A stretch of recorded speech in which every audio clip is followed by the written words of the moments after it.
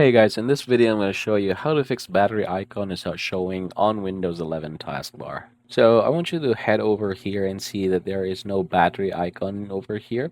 So as you can see, you're not seeing it anywhere, even in the system tray, and I'm going to show you how to fix this. Let's go ahead and open our device manager, and I'm going to go ahead and click this.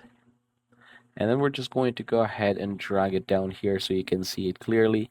So there are two things here. We're going to head over to batteries, and then as you can see, these two are what we're going to work on. So I want you to right click and then enable them. The same thing for the second one, enable device, and as you can see, it has managed to fix that one. Now if that doesn't work, I want you to go ahead and update the driver.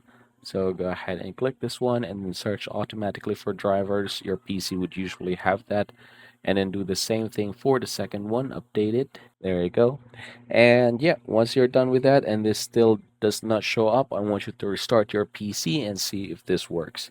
So yeah, again, everybody, that's how you're going to fix if your battery icon is not showing on the taskbar in your PC.